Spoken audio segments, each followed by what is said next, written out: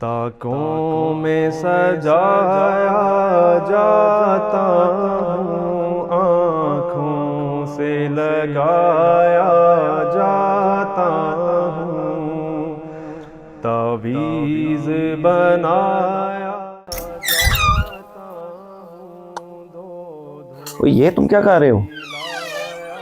क्या क्या, मैं तो बस कुरान पाक को, ज़ाहिर है मैं इसकी इज़्ज़त करता हूँ और ये अल्लाह की किताब है, तो इसको मैं चूम के रख रहा हूँ। मुझे इससे बहुत मोहब्बत है, इस किताब से। हाँ, लेकिन तुम मुझे एक बात तो बताओ।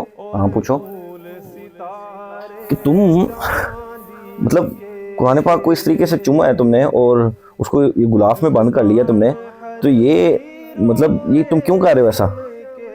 यार मैं तो मतलब हमें तो बस यही पता है कि कुरान पाक को इसी तरीके से गुलाफ में कवर करके रखना है, चूमना है उसको, और यहाँ ऊंची जगह रखना है, उसकी बेदबी नहीं होने देनी। तो हम तो इस चीज़ को हमेशा से ऐसे ही करते आ रहे हैं। मुझे ये बताओ कि एक माँ है और एक उसकी बेटी है। बेटी अपनी माँ की बड़ी खिदमत करती है, बड़ा उसको ना, उसकी रिस्पेक्ट करती है, उसको आप समझ लें कि जब भी उससे मिलती है उसका माथा चूमती है अपनी माँ का, उसके हाथ चूमती है, पाँव दबाती है। सही है। तो माँ खुश होती है ज़ाहिर है इस बात से कि भाई देख, मेरी बेटी जो सी है वो मेरे से इतनी मोहब्बत करती है। और वही माँ अगर उसको कहे कि बेटा तुम जब कॉलेज आती हो ना तो फ़ौरन घर वापस आ जाया करो जल्दी, ठीक है, लेकिन वो बेटी जो सी है वो अगर उसको 1 बजे छुट्टी हो रही है तो वो 3 बजे घर आए, ठीक है। बाद में माँ को पता चले कि वो अपनी सहेलियों के साथ पार्टी कर रही है, बाद में पता चले कि वो अपनी सहेलियों के साथ कभी सिनेमे में चली गई है, कभी कोई किसी काम में चली गई है, किसी मतलब किसी याशी में पड़ी हुई है, तो उसके ऊपर क्या गुजरेगी उस टाइम पे?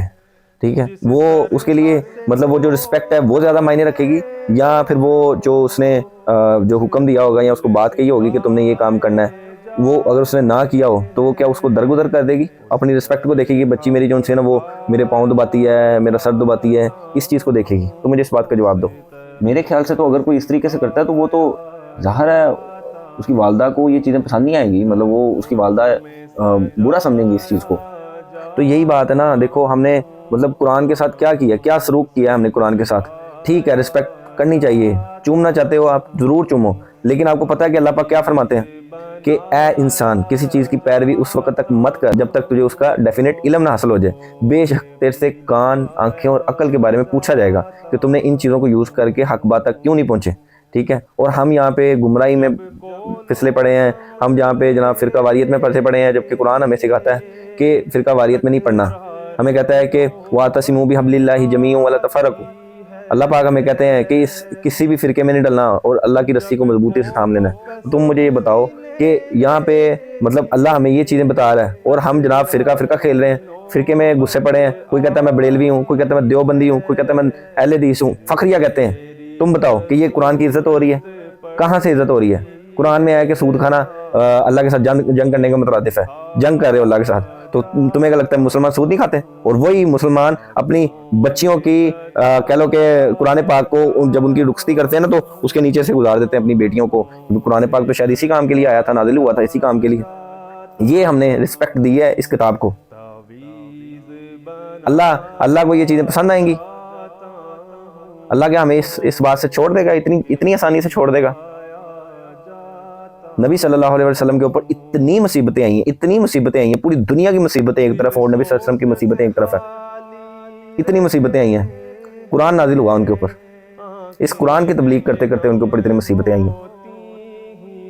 और मतलब हम लोग क्या करते हैं, हम लोग इस किताब को चूम के रखते हैं, हम लोग इस किताब को गुलाफ में लपेट के रखते हैं। ये रिस्पेक्ट हम देते हैं इस किताब को, ये रिस्पेक्ट है हमारे नज़दीक इस किताब की, इससे ज़्यादा कुछ भी नहीं शायद। हमें ये तो बताया जाता है कि नबी सल्लल्लाहु अलैहि वसल्लम हमारी शिफात करेंगे, इंशाल्लाह ज़रूर करेंगे, लेकिन ये नहीं बताया जाता कि नबी सल्लल्लाहु अलैहि वसल्लम हमारी शिकायत भी करेंगे। कुरान पाक में अल्लाह पाक फरमाते हैं कि नबी सल्लल्लाहु अलैहि वसल्लम क़यामत वाले दिन ये बात कहेंगे कि अल्लाह मेरी कौम ने इस कुरान को पीठ के पीछे डाल दिया, मतलब छोड़ दिया, इसको नहीं पकड़ा।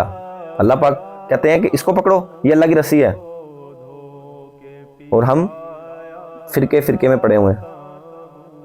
ये हमारी इस किताब के साथ रिस्पेक्ट है। हम इसको मतलब चूम के रखते हैं, गुलाफ में रखते हैं, ऊपर रखते हैं, ऊपर वाली वो इतना ऊपर रखते हैं कि वहाँ से किसी बच्चे का हाथ ना पहुंचे, कि वो उतार ना ले किसी तरीके से, गलती से वो पार ना ले, और वो पार के आगे से वो ये ना पूछ ले अब्बा से कि अब्बा जी इसमें तो आता है कि फिरके में नहीं पढ़ना, और आप खुद को बरेलवी कहते हैं। इस कुरान में तो कहा जाता है कि तुम्हारा नाम मुस्लिम रखा है और तुम अपने आप को बरेलवी कहते हो, देवबंदी कहते हो, अहले हदीस कहते हो, शिया कहते हो। डूब के मर जाने का मुकाम है तुम्हारे लिए, डूब के मर जाने का मुकाम है। तुम बिल्कुल ठीक कह रहे हो यार। ये तो हम लोगों को मतलब यही नहीं पता कि कुरान की असल इज्जत करना क्या है, अल्लाह को क्या पसंद है। हमें तो ये चीज़ों का पता ही नहीं है। हम लोग बस मतलब कुरान अगर हिफ्ज़ भी करते हैं तो बस वो अरबी पढ़ लेते हैं, पता नहीं होता उसके तर्जुमे में क्या है, अल्लाह क्या हमसे बात करना चाह रहा है, अल्लाह हमें क्या बताना चाह रहा है, और बस इसी तरीके से पैक करके और इसको गुलाफ में कवर करके। बहुत शुक्रिया यार तुम्हारा, तुमने तो मेरी आंखें, यकीन करो मतलब जो पर्दा आया हुआ था ना आंखों के आगे, तुमने उस पर्दे को हटा दिया यार। बहुत शुक्रिया तुम्हारा। मैं इंशाल्लाह हमेशा इसका ख्याल करूंगा और मैं इस चीज़ के ऊपर फोकस करूंगा कि अल्लाह मुझे क्या कहना चाह रहा है, अल्लाह मुझसे क्या चाहता है। इंशाल्लाह अज़्ज़ा वजल। जज़ाकल्लाहु खैरा व अहसनल जज़ा। एंड पे जाते हुए मैं इस हदीस के साथ कि नबी सल्लल्लाहु अलैहि वसल्लम ने फरमाया कि बेहतरीन है तुम्हें वो शख्स जो कुरान सीखता है और दूसरों को सिखाता है। तो इसी में ये जो टेबल लगे हुए हैं आप देख रहे हैं, ये हमारे घर में ना एक कुरान क्लास होती है और अल्हम्दुलिल्लाह उसमें औरतें आती हैं और अम्मी ने ये सारा सिस्टम शुरू किया हुआ है। तो उसमें जो आती है ना मौलमा जो इस चीज़ को सिखाती हैं, ठीक है, वो उन्होंने इस चीज़ की गुजारिश की है कि वो चाहती हैं कि बाहर के मुल्कों में भी जो भी कुरान वगैरह सीखना चाहता है ऑनलाइन ज़रिया, जूम मीटिंग के ज़रिए हो गया या व्हाट्सएप के ज़रिए हो गया, तो वो उनसे रब्ता कर सकते हैं। उनकी डिटेल मैं इस साथ मेंशन कर दूंगा।